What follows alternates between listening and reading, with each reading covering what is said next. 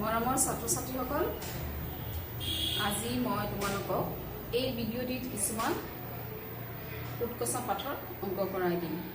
আগৰ ভিডিঅ'ত মই তোমালোকৰ সৈতে উৎকৰ্ষ পাঠটিৰ বিষয়ে আলোচনা কৰিছিলোঁ আৰু এই পাঠটিৰ কিছু আভাস দিছিলোঁ।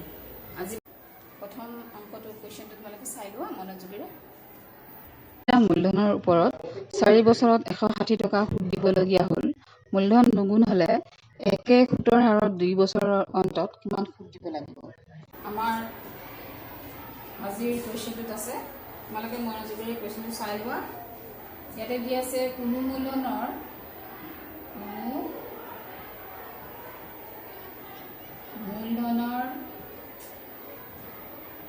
4 বছৰৰ সুদ দিয়া আছে 160 টকা। আমাৰ কুৱেশ্যনত কোনো মূলধনৰ 4 বছৰৰ সুদ 160 টকা দিয়া আছে, দুগুণ মূলধন আৰু একে সুতৰ হাৰত 2 বছৰৰ অন্তত কিমান সুদ দিব লাগিব। গতিকে আমি কোনো মূলধনৰ এবছৰৰ সুদ উলিয়াই লওঁ।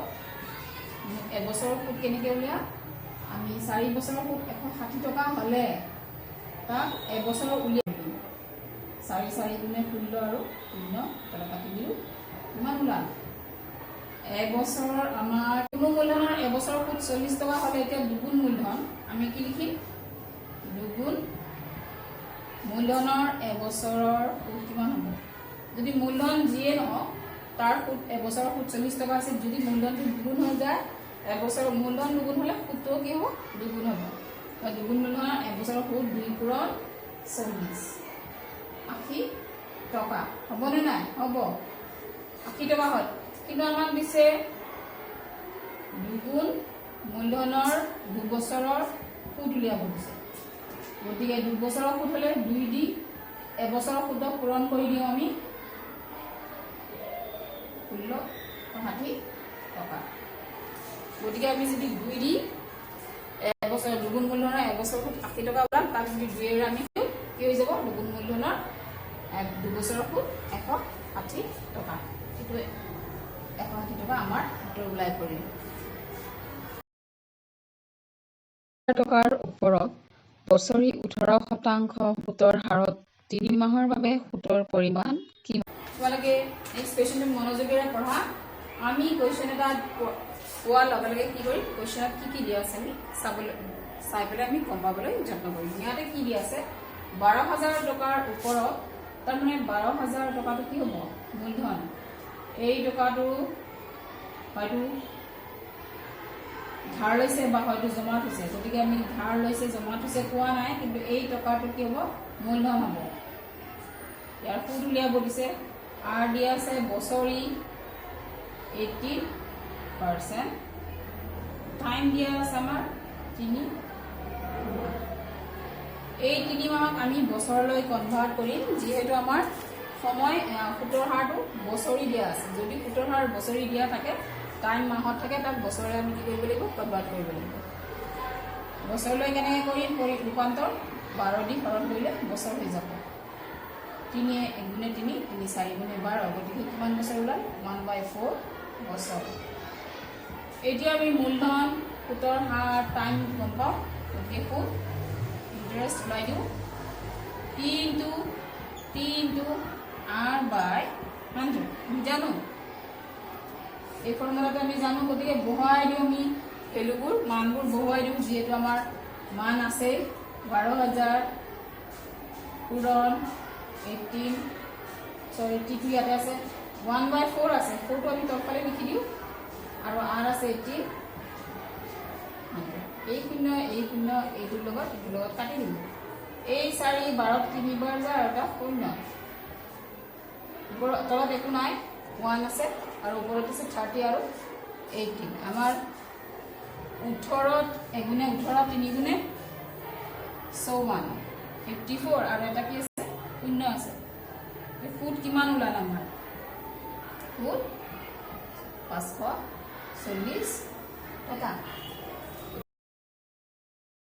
1,200 টকাৰ ওপৰত শতকৰা মাহিলী 2% হাৰে 2 মাহৰ সুদ কিমান? তোমালোকে পঢ়ি চোৱা। ইয়াতে কি আছে আমি মূলধনটো কিমান আছে মূলধন পি 13,200 টকা শতকৰা মাহিলী ইমান টকা কি শতকৰা মাহিলী 2% হাৰে 2 মাহৰ সুদ ইয়াতে R টো কিমান দি আছে 2% মাহিলী মাহে আপ টাইম 2 মাহ যদি আমাৰ সুতৰ হাৰ মাহিলী দিয়া থাকে আৰু সময়ও মাহত দিয়া আছে আৰু সুতৰ হাৰটো কি আছে মাহিলী দিয়া আছে মাহে দিয়া আছে তেতিয়া আমি মাহক বছৰলৈ কনভাৰ্ট নকৰো যদি আমাৰ সুতৰ হাৰটো বছৰি দিয়া থাকে তেতিয়াহলে আমি সময় কি কৰিব লাগিব বছৰলৈ মাহক বছৰলৈ কনভাৰ্ট কৰিব লাগিব এতিয়া আমি নকৰো যেহেতু আমাৰ সুতটো মাহিলী দিয়া আছে এতেকে কি লাভ লাগে সুত কিমান হ'ব বাকি অংক আগৰ দৰেই মাত্ৰ এই মাহিলী আমি এখিনি চাব লাগিব মাহিলী দিয়া আছে নে বছৰি দিয়া আছে আকৌ দুইটো মাহ দিয়া আছে কেতিয়া আমি মাহ টাইমটো মাহ থাকিলে বছৰলৈ কনভাৰ্ট কৰিম যেতিয়া নেকি সুতৰ হাৰ বছৰি দিয়া থাকিব আৰু মাহে দিয়া আছে টাইমো মাহে দিয়া আছে গতিকে আমি কনভাৰ্ট কৰিব নালাগে p * t * r / 100 আমি জানো এই ফৰ্মুলাত আমি গুটেকেটা ভ্যালু পাই গলো নে নাই 13200 কি হয় মূলধন 0.00 আমি নিলিখো পইণ্টৰ পিছত 00 আছে নিলিখিলে হ'ব t2 আৰু এটো ৰেট অফ ইন্টাৰেষ্ট 2 মানে r সুতৰ হাৰ 2 আছিল এই 0 মানে কাটি দিলো তলত থাকিলে ওপৰখিনি পূৰণ কৰিলে কি হ'ব 8 12 2 7 1 4 2 4 5 গতিকে আমাৰ সুত কিমান ওলাই পৰিল সুত 528 টকা 350 টকাৰ ওপৰত এটা নিৰ্ধাৰিত সময়ত সুতৰ পৰিমাণ 70 টকা হ'লে তাৰ দুগুণ সময়ত তাৰ অৰ্ধেক সুতৰ হাৰত 1050 টকাৰ ওপৰত সুতৰ পৰিমাণ কিমান হ'ব কোৱেশ্চনটো তোমালোকে ভালদৰে পঢ়ি লোৱা আৰু অংকটোত চাবা কি দিয়া আছে মূলধন দিয়া আছে 350 টকা এটা নিৰ্ধাৰিত সময় বুলি কৈছে ইয়াতে সময় আমাক দিয়া নাই আমি গতিকে সময়টো x বছৰ বুলি ধৰা হল সুদ দিয়া আছে 70 টকা আৰু দিয়া নাই গতিকে r আমি উলাই ল ইয়াতে আমাৰ কাৰণ এই অংকটো দুটা পোৰশন আছে ইয়াতে r উলাবৰ হলে আমি জানো interest into 100 t into p ইয়াতে ইন্টাৰেষ্ট আছে 70 টকা পূৰণ 100 টাইম কিমান আছে আমি নেক্সট লৈছিলো আৰু p আছে 350 p কিমান আছে 350 আছে এই 0 কাটি দিলো 5 যাব 35 টু 70 দুবাৰ গুণ হলে 10 দুগুণে কিমান হ'ব 20 তলত x আৰু উলাত ইমান ইচ্ছা কৰিলে আমি কাটা কাটিটো আমাৰ নিজৰ ওপৰত আমি যেনেকৈ পাৰো কাটি লওঁ তোমাৰ যেনেকৈ সুবিধা হয় কাটি ল'ব পাৰা এতিয়া আমাৰ অংকটোত কিন্তু আৰু বেলেগ ধৰণৰ আছে এই অংকটোত আমি r উলালো আমাৰ 20/x% কিন্তু আমাৰ এতিয়া উলাব লাগে আৰু এটা মূলধন দিছে অৰ্ধেক তাৰ সময় এতিয়া তাৰ দুগুণ দিছে অৰ্ধেক সুতৰ হাৰত 1050 টকাৰ ওপৰত সুতৰ পৰিমাণ আমাক উলাব দিছে আমাক এতিয়া 1050 টকাৰ ওপৰত সুতৰ পৰিমাণ উলাব দিছে গতিকে আমাৰ এতিয়া মূলধন কি হ'ব আমি উলাব লাগে 1000 মানে আমাৰ যি উলাব দিছে উলাবৰ কাৰণে আমাৰ মূলধনটো ইমান টকা r বুলি কিমান কৈছে অৰ্ধেক সুতৰ হাৰ তাৰ মানে আমি এতিয়া সুতৰ হাৰ আগতে এই অংকটো 350 টকাৰ সুতৰ হাৰ উলাইছিল 20/x উলাইছিল তাৰ অৰ্ধেক কি কৰি ডিভাইড কৰি দিম হৰণ কৰি দিম এনেকৈ দিম ডিভাইড কৰিলে অৰ্ধেক সুতৰ হাৰ কিমান হ'ব 20 আমি 10 বুলি লিখো ইমান পাৰ্চেন্ট আমি ডাইৰেক্ট লিখি অৰ্ধেক বুলিলে আমি 20ৰ আধা লিখি দিম 10/x এইখিনি আমাৰ নকৰিলে হ'ব এতিয়া টাইম কৈছে দুগুণ আগত আছিল আমাৰ x এতিয়া দুগুণ সময় এতিয়া সুদ উলাই দিও আমি কাৰণ মূলধন আমাৰ দিয়া আছে সময় আগৰ যেটো কন্ডিশন দিয়া আছিল তাতকে দুগুণ বুলি কৈছে গতিকে সুদ উলিয়াবৰ হলে আমাৰ 1050 p লিখিলো পূৰণ টাইম কিমান আমাৰ 2 2x r কিমান 10/x 10 ইয়াতে লিখিলো x তো তলত নামি আহিলে আৰু আমাৰ এনে 100 এটা থাকে 100 এইটো x এতিয়া কাটি দিলো এই শূন্য কাটিলো এইটো শূন্য কাটি দিলো ওপৰত কি থাকিল আৰু তলত কি থাকিল এতিয়া আমাৰ তলত একো নাই 1 আছে আৰু ওপৰত আছে 2 আৰু 105 এই দুটা আমি পূৰণ কৰিলো 5 দুগুণে 10 শূন্য হাতৰ 1 2 শূন্য শূন্য হাতৰ 1 থাকি গ'ল 2 গুণে 2 এতিয়া আমি কি দেখা পালো দেখো 10 টকা এই অংকটো 350 টকাৰ ওপৰত এটা নিৰ্ধাৰিত সময়ত আমাৰ কি উলাব দিছিলে সুতৰ পৰিমাণ দিয়া আছিল তাৰ দুগুণ সময়ত আৰু তাৰ অৰ্ধেক সুতৰ হাৰত ইয়াৰে আমাৰ সুত উলিয়াব লাগে কিন্তু সময়টো দিয়া নাছিল আমি আগতে সময়টো ধৰি লৈছে x কিন্তু r ধৰা নাই আৰু আমি এই সময় ধৰি পেলাই r উলিয়াই লৈছো লৈ পেলাই r অৰ্ধেক কৰিছো আমাৰ যেটো ৰেট অফ ইন্টাৰেষ্ট ওলাইছিল সুতৰ হাৰ ওলাইছিল তা অৰ্ধেক কৰি দিলো অৰ্ধেক 2 ৰে হৰণ কৰি দিব পাৰা আমি অৰ্ধেক আগত কিমান ছিল 20/x ৰ আধা 20 আধা কৰি দিলো 10 তাৰ তলত লিখিলো x এনেকে খিনি নকৰিলে হ'ব এখিনি নকৰি এখিনি ভিডিও হৈ যাব 10/x কাৰণ 20 ৰ আধা দ 10/x তাৰ টাইমটো আগতকৈ দুগুণ সময় গতিকে দুগুণ সময় লিখিছে এনেকে আমাৰ ফুটুলাই কিমান 210 টকা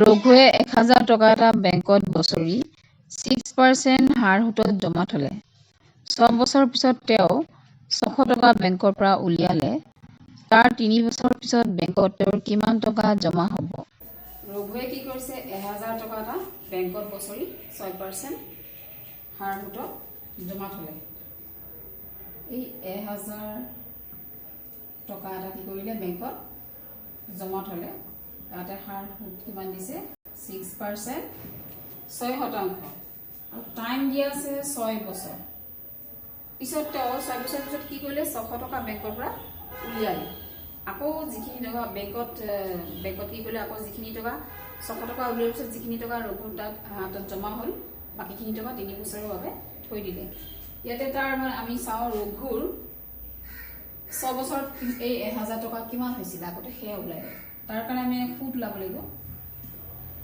p into t into r by 100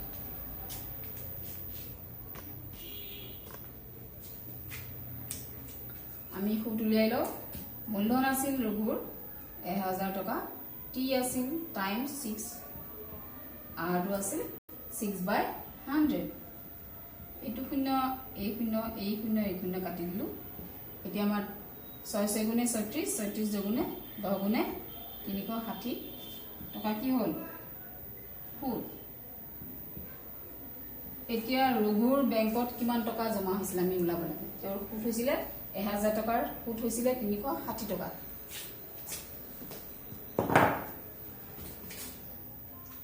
এতিয়া ফুটে মূলে ৰঘুৰ টকা কিমান জমা হৈছিল 6 বছৰ পাছত কিমান টকা জমা হৈছিল আমি আগতে সেই কথা জানিব লাগিব এতিয়া সবৃদ্ধি মূল মানে a p plus interest মূলধন p টু কিমান আছিল 1000 টকা প্লাস 360 টকা ইন্টারেস্ট ফুট কিমান টকা 360 টকা এতিয়া দেখিলু যে আমি যোগ কৰি 1360 টকা কি হল ৰঘুৰ জমা হৈছিল এই 1360 টকা তাৰ ৰঘুৰ 6 বছৰত জমা হৈছিল এতিয়া 6 বছৰ পিছত কি কৰিলে ৰঘুৱে 600 টকা উঠাই ললে এই 1360 টকাৰ পৰা উঠাই ললে গতিকে ৰঘুৱে 600 টকা উঠাই লোৱাৰ পিছত ৰৈ যোৱা ধন কিমান এতেকে ৰৈ যোৱা ধন ৰৈ যোৱা মূলধন মূল্য লিখিব পাৰা ৰৈ যোৱা আমি ধনে লিখো ৰৈ যোৱা ধন কিমান আমাৰ 1360 টকা তাৰ জমা হৈছিল ৰঘুৰ হয় না নাই 600 টকা উঠাই ললে কিবা কাম আছিল কামৰ কাৰণে 600 টকা লৈ ললে লোৱাৰ পিছত কিমান থাকিল 760 টকা এতিয়া ৰঘুৰ কিমান টকা ৰৈ গল তাৰ ফুটে মূলে গৈ পেলাই 1360 হৈছিল তাৰ পৰা 600 ললে 760 ৰৈ গ'ল। এতিয়া এই টকাখিনি ৰঘুৱে কি কৰিলে, আকৌ 3 বছৰৰ বাবে থৈ দিলে। এতিয়া আমি 3 বছৰৰ বাবে থৈ দিলে যেতিয়া কিমান টকা থলে, এই ৰৈ যোৱা ধনখিনি আকৌ 3 বছৰৰ বাবে থলে ৰঘুৰ বেংকত কিমান টকা জমা হ'ব। গতিকে ৰৈ যোৱা ধনখিনিৰ সুদ আমি উলিয়াব লাগিব। পাছত আমি তাক মূলধনৰ সৈতে প্লাছ কৰি চাম। গতিকে সুদ উলিয়াই লওঁ। এটা হৈছে P into T into R বাই 100। আমি জানো ইয়াতে P মানে মূলধন। মূলধন কিমান? এতিয়া আমাৰ মূলধন 760 কিন্তু টাইম এতিয়া আমাৰ 3 বছৰ, কাৰণ 3 বছৰৰ বাবে ৰৈ যোৱা ধনখিনি 3 বছৰৰ বাবে থলে R হ'ব 6, কাৰণ R আমাৰ সুতৰ হাৰ নতুনকৈ পোৱা নাই, 3 বছৰৰ বাবে থৈছে। আগৰ সুতৰ হাৰটোৱে আমি ব্যৱহাৰ কৰিম। সময়টো দিছে 3 বছৰ, কিন্তু সুতৰ হাৰ মই পোৱা নাই, এবাৰ দিয়া আছে 6%, গতিকে এইটোৱে হ'ব সুতৰ হাৰ। এতিয়া চোৱা, আমাৰ এইটো শূন্য আৰু এই শূন্য কাটি দিলোঁ। এতিয়া আমি কাম কৰোঁ 76 ইনটু 3 ইনটু 6 কৰি দিওঁ। আমাৰ এইটো ইনটু কৰিলে কিমান হ'ব? 1368 ইমান হ'ব।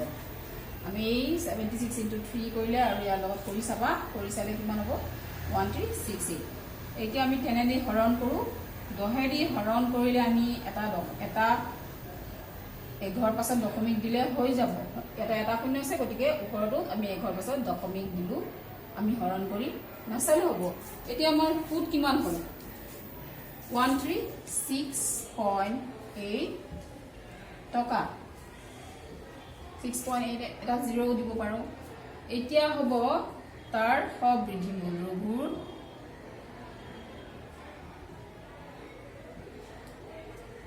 সবৃদ্ধি মূল। সবৃদ্ধি মূল কেনেকে? ৰঘুৰ বেংকত কিমান টকা জমা হ'ল?